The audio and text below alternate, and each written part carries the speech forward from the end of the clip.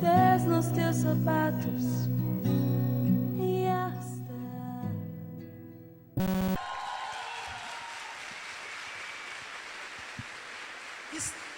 Glória a Deus. Queridos, o Senhor está aqui neste lugar, amém? Eu convido você a se colocar de pé, estender as mãos para cá, e nós vamos receber tudo o que o Senhor preparou para nós nessa noite, amém? Você crê nisso? Está com o coração aberto para receber? Eu creio que o Senhor vai falar grandemente comigo e vai usar esse vaso de Deus nessa noite. Oremos ao Senhor então. Querido Deus maravilhoso, nós te louvamos, Pai, e te pedimos que tu continue conosco, continue com a vida do teu servo Sérgio, Senhor, que vai trazer a tua palavra. Usa ele com poder e autoridade, que nós possamos sair daqui alimentados, restaurados, cheios de fé, em nome de Jesus Cristo, amém. Amém? Vamos receber a palavra aplaudindo Jesus.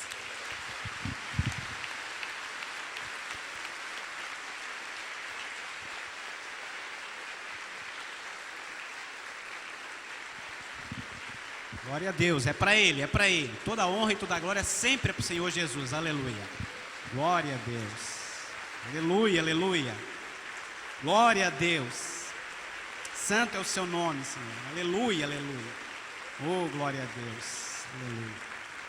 Glória a Deus. Podeis assentar. Glória a Deus. Boa noite. A paz do Senhor, amém? Hoje é um culto muito especial, é o culto de Santa Ceia. Eu louvo a Deus por oportunizar esse momento para que nós estivéssemos aqui. Certamente, como diz o nosso pastor, estava marcado na agenda de Deus. Eu quero aqui também dizer à turma do ETC, e quando eu falo da turma do ETC, eu não estou falando só dos alunos, dos professores, da direção, enfim, todos aqueles que de uma forma ou de outra contribuíram para que esse projeto fosse possível. Eu me sinto honrado em representá-los, amém? E eu creio, glória a Deus, eu creio que Deus tem um propósito nessa noite muito especial. É interessante que todos nós fomos escalados nesses dias para pregar, abrir culto, fazer introdução, enfim, fazer alguma coisa. Mas esse era segredo desse culto: quem seria o pregador, quem abriria o culto, quem faria a introdução. Interessante que o ser humano, quando bate a curiosidade, cada um perguntava, né? E a gente, como cristão, não pode mentir, dizia: Deus sabe, quem sabe não é você, né? E assim foi.Ó hoje que o pessoal descobriu. Mas Deus tem um propósito. E eu confesso para vocês que mesmo antes de saber que eu seria o pregador, eu estive buscando a Deus, já faz uns 3 meses, e Deus já tinha me dado uma palavra. Só que, se não for o pregador, Ele vai me usar em outro momento e vai falar comigo. Mas aprove a Deus que Ele deu essa palavra, e ela não é uma palavra de um dia só não, é uma palavra de meses, que tem trabalhado no meu coração, amém? Você que tem sua Bíblia, eu vou pedir para você abri-la no livro de Êxodo, segundo livro da Bíblia, livro de Êxodo, capítulo 3, alguns versículos a seguir, aleluia.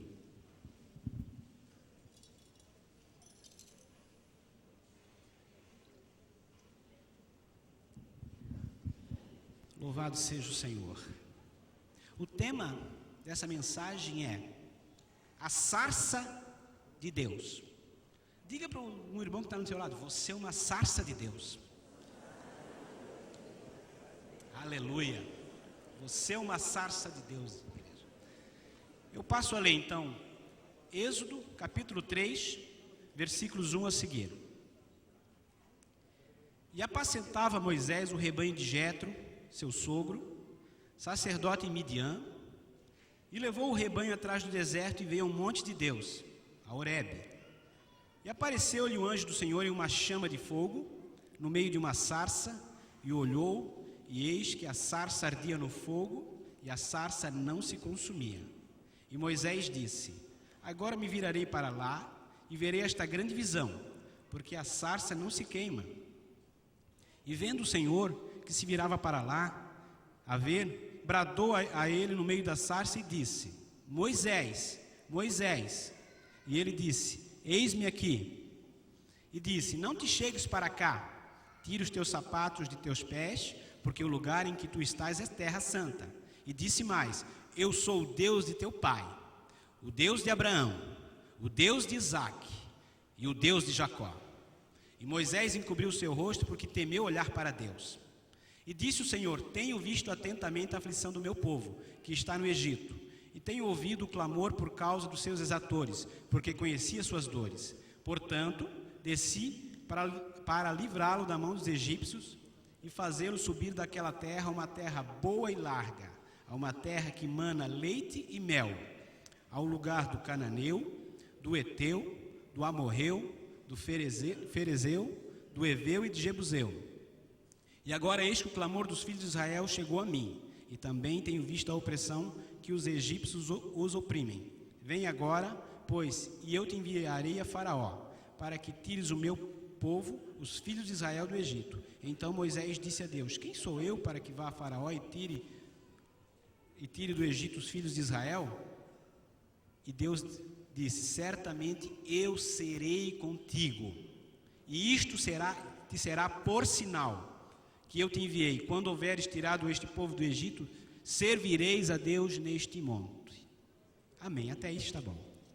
Glória a Deus.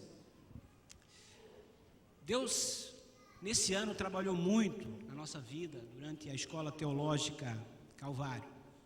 E se você for perguntar para cada um dos alunos, inclusive professores, nós que tínhamos um contato uns com os outros, muito de perto, você vai perceber que todos passaram por grandes provas, mas louvado seja Deus que eles estão aí, que nós estamos aqui, porque esse fogo de Deus, ele não veio para consumir, ele veio para nos tornar mais fortes. Então, muitas vezes eu me questionei, por que ora a gente está muito crente e ora a gente não está tão crente? Parece que a nossa oração bate no teto e volta. E eu tenho observado bastante a palavra de Deus, observado bastante gente que tem unção, e eu quero o segredo, né? A gente tem que copiar o que é bom. E eu me lembro que no começo do ETC, a pastora Jaque conversou com o pastor Vilimar, e ele brincou: poxa, nós tínhamos tantos planos, né, Serginho? Ele falou assim, né? E ela disse para mim assim: eu vou te entregar ele melhor do que quando ele chegou. Melhor do que quando ele chegou. E isso cravou uma flecha em mim. Eu disse: olha a responsabilidade. Porque a Bíblia diz assim, né, em 2 Crônicas, capítulo 20, versículo 20, na parte B, bem no finalzinho, diz assim, ó: credes em Deus, estareis seguros. Crede nos seus profetas e prosperareis. Então, quando nós viemos aqui, todo homem, toda mulher de Deus que sobe aqui, ele fala uma palavra da parte de Deus. E isso cravou no meu coração. Por isso que constantemente meus colegas me viam dizer: é melhor terminar bem do que começar bem. Vocês são testemunhas disso. Aquela palavra foi como uma flecha. Amém? Mas eu olhando aqui esse texto, eu estava vendo que havia um fogo. Eu estava estudando um pouco sobre esse texto, e no deserto, às vezes há uma combustão espontânea. Para que haja fogo, eu trabalho numa área também, além de trabalhar em outra área, eu trabalho na área de segurança de trabalho, então esse assunto a gente ensina até às vezes. Tem que ter 3 coisas pelo menos: calor, oxigênio e o combustível. A gente chama do triângulo do fogo. Então, havia calor nesse deserto, havia o combustível, que era o material que se queimava, e havia oxigênio. Então, queimava-se. Mas o interessante é que essa sarça, ela não se consumia. Cada vez mais o fogo pegava nela. E agora eu quero trazer isso para a nossa vida. Existe um 4º elemento que talvez você não saiba no fogo, que a gente ensina, né, que é uma reação em cadeia. Além desses 3 elementos, é a reação em cadeia. O que é isso? Se você, por exemplo, colocar fogo em magnésio, em titânio, em limalha de ferro, você pode abafar ele, tirar o oxigênio, ele não vai apagar. Você pode resfriar ele com água, não vai apagar. Você pode tirar ele do local, ele vai queimar e não vai apagar. A única coisa que vai apagar isso é se jogar no buraco e colocar em terra. Mas se tirar a terra, vai pegar fogo de novo. Deus está levantando uma geração assim, cheia do fogo de Deus. Cheia do fogo de Deus.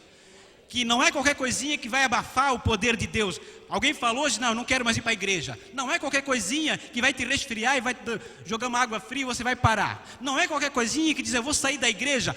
Se você for um fogo de Deus, de verdade, lá fora da igreja, você volta e ainda está queimando. Nada vai apagar o teu fogo. Nada vai apagar o teu fogo. E ainda assim, que se te jogarem numa cova, vai acontecer como Eliseu.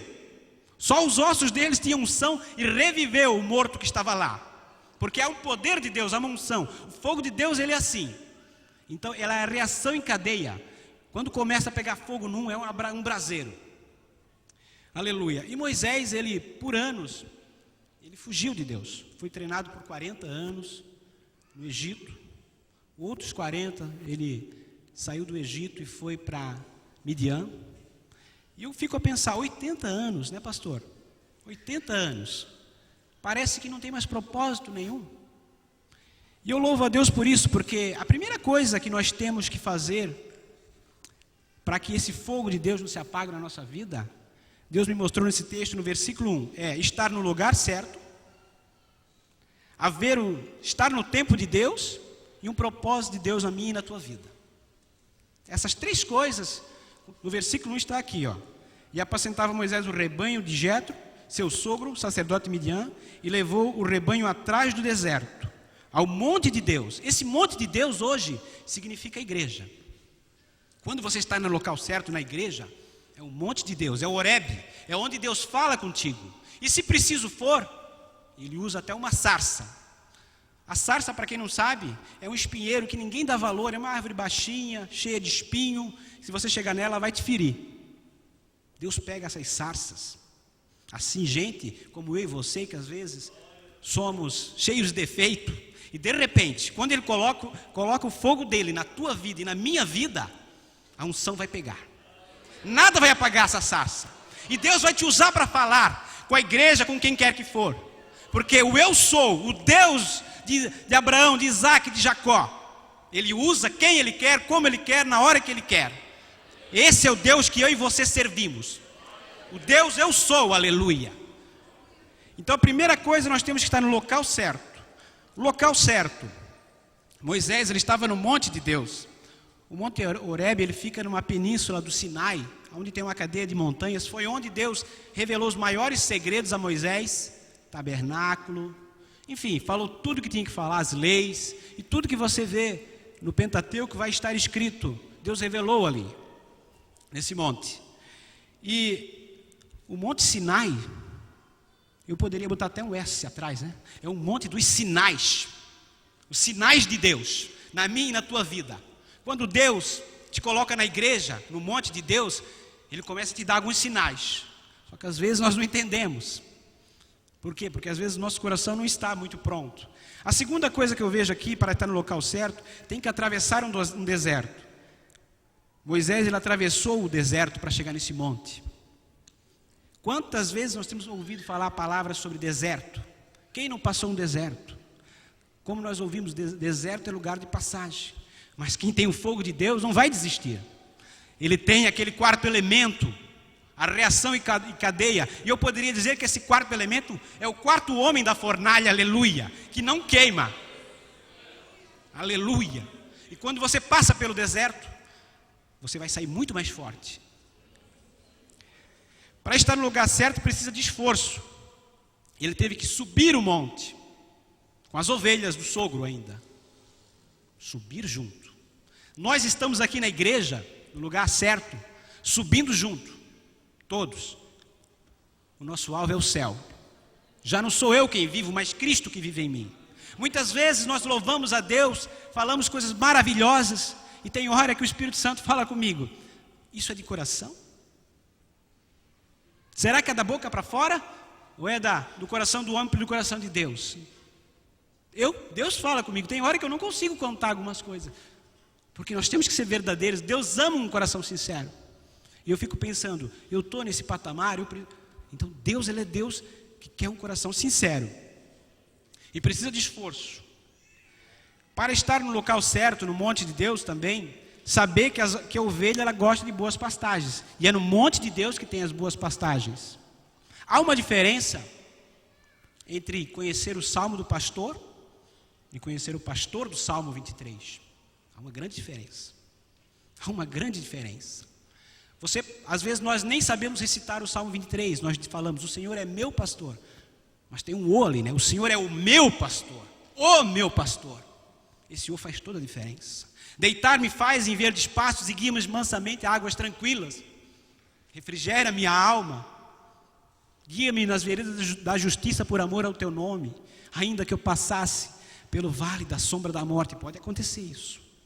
Eu não temeria mal algum, pois tu estás comigo. Teu cajado e a tua vara me consolam, aleluia.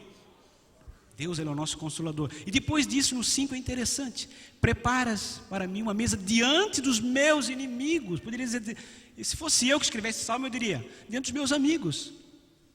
Mas Deus não é assim. Ele coloca diante dos meus inimigos. Sabe por quê? Porque unges a minha cabeça com óleo e o meu cálice transborda. Deus vai te dar uma unção. Uma unção na tua vida, se você crer. Que os teus inimigos vão olhar e dizer, mas quem é esse homem? Quem é essa mulher? A unção de Deus caiu sobre a vida dele. Os teus inimigos vão sentar e vão querer ser teu amigo. Porque Deus, Ele é um Deus de propósito. E no final Ele termina, certamente que a tua bondade e a tua misericórdia me seguirão por todos os dias da minha vida. E eu habitarei na casa do Senhor por longos dias. Amém. Então esse é o Salmo 23. No monte tem pastagens. Aleluia. E eu estava vendo aqui, a visão do monte é muito melhor do que a visão de baixo do monte. Como eu estou aqui, eu consigo visualizar todas as pessoas da igreja, porque eu estou no lugar mais alto, ainda que eu seja mais baixinho, mas eu estou no lugar mais alto, nesse momento. Então eu consigo visualizar todos aqui. E quando você está no monte de Deus, na igreja, você está numa visão do reino, a tua visão muda. A visão de cima da cruz é diferente de quem anda carregando a cruz. Se eu carregar a cruz, eu vou olhar para baixo, mas se eu estou crucificado com Cristo, a minha visão é diferente, é a visão do reino. Aleluia! A tua visão tem que ser diferente. É por isso que constantemente se prega aqui na igreja. Alegrai-vos no Senhor. Ainda na quarta-feira o pastor Gilmar pregou uma mensagem tremenda. Eu estava um pouco ansioso, um pouco preocupado, pastor. O que vamos ministrar domingo, né? Mas Deus acalentou meu coração com aquela mensagem. Deus tem uma palavra para cada momento. E a palavra de Deus para essa noite é hoje, aleluia. Estar no local certo. E saber que o monte de Deus é um lugar santo. Moisés precisou tirar as sandálias. Isso significa, no Oriente, tirar as sandálias é sinal de respeito. Você vai no Oriente, você tem que tirar o seu calçado. Você tem que andar diferente. No monte de Deus é lugar de andar diferente. Talvez você andava do teu jeito. Quando você começa a andar chegar no monte de Deus, na igreja, Deus vai te fazer andar diferente, aleluia. No Horebe é lugar de ministração, é lugar de mudança de vida. É tempo de ouvir a voz de Deus. E a outra coisa, Moisés estava no tempo certo. Deus, Ele nunca chega atrasado, nunca chega adiantado. E quantas vezes nós queremos apressar Deus? Deus, Ele tem um tempo certo para todas as coisas. Tem até um versículo que fala em 1 Pedro, capítulo 5, versículo 7, diz que lançando sobre Ele toda a vossa ansiedade. E se você pegar o seguinte, diz assim, porque o diabo, o vosso adversário, então o diabo trabalha na ansiedade, ele tira o tempo de Deus. O vosso adversário anda bramando em derredor de vós como leão, buscando a quem possa tragar. E a resposta está no versículo 9. Portanto, resisti firmes na fé, porque as mesmas aflições se cumprem entre todos os irmãos do mundo. Então a fé é saber esperar o tempo de Deus e tomar posse da promessa, ainda que ela não ocorreu, mas já tomar, porque ela vai se manifestar. Não tem como não se manifestar se eu buscar essa promessa. E o tempo, ele serve para algumas coisas: para crescer, para nascer, para crescer, amadurecer e frutificar. Por isso que o salmista, Salmo 1, diz assim, bem-aventurado o homem que não anda segundo o conselho dos ímpios. Ele fala de 3 coisas ali, né? Três nãos. Nem se detém dos caminhos dos pecadores, nem se aceita na roda dos escarnecedores. Antes, o seu prazer está na lei do Senhor. Aí no 3 há a promessa, né? Ele será como uma árvore à beira de ribeiros, cujas folhas não caem, o vento não vai te abalar, que dá o fruto na estação própria, e tudo, alguma coisa ele disse, né? Uma coisa ou outra, 50%, ele disse, tudo que fizer prosperará, aleluia, esse é o meu Deus, esse é o teu Deus. O tempo ele serve para isso, nascer, crescer, amadurecer e frutificar. Também serve para cicatrizar feridas. Às vezes você se machuca. Eu tenho uma cicatriz bem pequenininha no braço, ela não me dói mais, mas toda vez que eu olho para ela, eu vejo, eu machuquei, saí no arame, bem pequenininha, mas ela foi curada. Então o tempo ele serve para a gente cicatrizar feridas. E em Números 23:19 diz que o Senhor não é homem para que minta, nem filho do homem para que se arrependa. Diria e não faria? Falaria e não confirmaria? Se o Senhor falou algo para ti, Ele não vai dizer diferente. Ele falou, é ponto final. Agora, você pode esquecer dos propósitos de Deus, mas Deus nunca. Você tem promessa, eu tenho promessa. Uma vez eu estive ministrando lá na Limeira, num encontro de obreiros, e o pastor Gilmar olhou bem firme para mim. Ele disse assim, Sérgio, lembra, pastor? Você precisa pregar na igreja. E eu disse assim, mas pastor, tem tanta gente melhor, mais qualificada. Ele me deu uma bronca, assim no bom sentido, né? No jeito dele. Por quê? Porque às vezes nós temos que crer na promessa. Temos que crer na promessa. Não devemos ser convencidos, mas devemos estar confiantes que o Senhor está conosco. Aleluia. Porque o nosso Deus, Ele é um Deus do tempo. O homem pode ter inventado um relógio, a hora, mas o tempo sempre é de Deus. Aleluia. E com o passar do tempo vai haver cansaço e desgaste, isso é natural. Mas, o que a Bíblia fala em Isaías 40, 29 em diante? O Senhor dá vigor ao cansado e multiplica as forças àquele que não tem nenhuma força. E diz ainda no 30 assim, os jovens, não estou falando para os jovens dessa igreja não, né? Os jovens, eles descansarão e certamente cairão, mas... eu gosto demais quando Deus fala mais, né, pastor? Quando ele diz mais, é porque assim, não importa isso aqui. Vamos dar uma conclusão nisso aí. Isso aqui joga para o lado e agora vamos dizer o que eu penso da igreja, o que eu quero com os meus filhos. Ele diz assim, mas os que esperam no Senhor renovarão as suas forças, subirão com asas de águia, correrão e não se cansarão, caminharão e não se fatigarão. Esse é para quem espera no Senhor. Se você está esperando no Senhor, fica tranquilo, como pregou o pastor Irineu aqui, vai acontecer. Se você não vai voar, você vai correr. Se você não correr, você vai andar, mas vai acontecer. Aleluia. Oh, glória a Deus. E é claro que com o tempo a vida é feita de ciclos. A semana começa no domingo, na segunda tal, e volta para o domingo. Então a vida ela tem os seus altos e baixos. Agora, se qualquer coisa nós desfalecermos, nós não alcançaremos a promessa. Nós não alcançaremos. Então o tempo vai ter tribulação na minha e na tua vida. Todos nós, de uma forma ou de outra, vamos passar por algumas situações difíceis. E voltando a falar do ETC, muita gente perdeu parente, madrasta, mãe, irmão, irmã. Alguns faliram, outros não tinham, quando nos confidenciaram que não tinham nem o que comer, mas Deus proveu. Mas muitas vezes nós pedimos um milagre. Senhor, eu quero andar no milagre. E para que ocorra um milagre, vai ter que acontecer uma situação impossível de se resolver. Senão não é milagre. Nós nem sabemos às vezes o que pedimos. Senhor, eu quero andar nos teus milagres. Espera aí, então vamos dar uma tua causa bem difícil para te provar que eu sou o teu Deus. Mas há uma situação impossível. Senão, qualquer um resolve. O amigo resolve, o médico, sei lá. Mas o milagre, o nosso Deus ele resolve, mas às vezes nós nem sabíamos o que pedimos. Por isso que às vezes Deus fala, que às vezes a gente não sabe como pedir muitas coisas. A nossa oração às vezes é uma oração de mendigo, né? Muitas vezes. Ou a gente, se der, Senhor, se for da tua vontade, nós temos que determinar. E há um tempo certo para todas as coisas. E a palavra de Deus, ela vai se cumprir. Em Jeremias 1,12 diz assim, que o Senhor mesmo diz, eu velo por cumprir a minha palavra. Em Isaías 55, 10 e 11, Gosto demais desse versículo. Ele diz: assim como a chuva e a neve descem dos céus e para lá não tornam, sem regar a terra, produzir, brotar, dar semente ao semeador, pão ao que come, assim será a palavra que sair da minha boca. Ela não tornará vazia, mas antes fará aquilo que me apraz e prosperará naquilo que enviei. Deus tem promessa, vai cumprir na tua vida, vai cumprir. Vai cumprir. 2012 não acabou ainda. 2012 não acabou. Aleluia. Glória a Deus.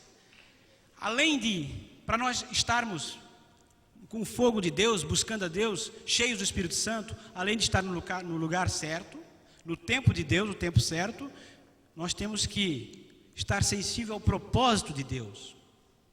Interessante, eu estava meditando sobre isso. Moisés, ele nasceu, foi jogado num cesto, você sabe a história, ele foi livre das águas, né? Deus poupou a vida dele, a filha do faraó cuidou dele por um tempo. Deus falou com ele, agora na sarça, no fogo. Ele atravessa o Mar Vermelho e você sabe a história. Por isso que em Isaías 43, 2 diz assim, ó: se tu passares pelas águas, eu estarei contigo. Moisés estava na água lá, Deus estava com ele.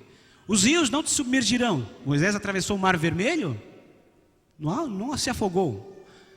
E ainda diz assim, ó: e o fogo não vai te queimar, nem a chama arderá em ti.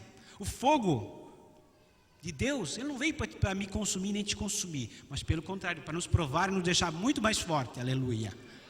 Glória a Deus.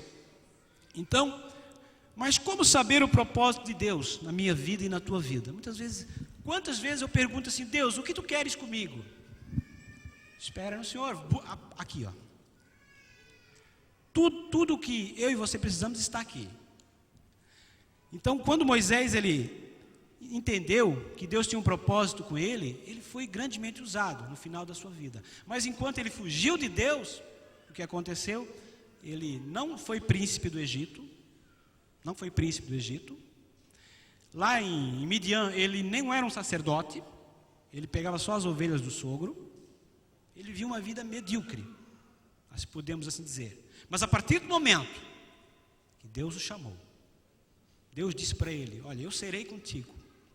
Tudo mudou na vida de Moisés. Aquela chama, aquela sarça, fez toda a diferença na vida de Moisés. Oh, aleluia. Deus está dizendo para mim agora: tem coração que precisa ser acendido nessa noite. Não arde mais por as almas. Aleluia. Deus está querendo levantar vidas aqui. Que o coração bata diferente. Que o coração bata diferente. Aleluia. Oh, glória a Deus. Deus quer uma igreja em que ame o evangelismo, em que arda o coração pelas almas, e que seja uma chama ardente. Porque o eu sou vai te usar. Vai te usar. Aleluia. E eu fico imaginando Moisés, com 80 anos, pensou: já deu meu tempo. Manda outro, ele disse. Quando Deus chamou Moisés, ele deu 5 desculpas, se você perceber ali. A primeira desculpa que ele disse assim: olha, quem sou eu? Como eu disse, né, pastor? Quem sou eu? Deus falou assim: ó, eu serei contigo. A segunda desculpa que ele falou, que ele disse assim, ó, até anotei aqui: que devo dizer? Diz assim, ó, diz que o eu sou veio visitar vocês, o povo. A terceira desculpa que ele disse, ó, não crerão em mim. O que Deus fez? O que tu tens na tua mão? Uma vara. Joga no chão. Jogou, virou uma cobra. Moisés fugiu da cobra. Deus quis mostrar que Moisés estava fugindo há muito tempo de Deus. Muito tempo. Talvez você está fugindo há muito tempo de Deus. Não, isso não é para mim, deixa eu aqui. Não estou me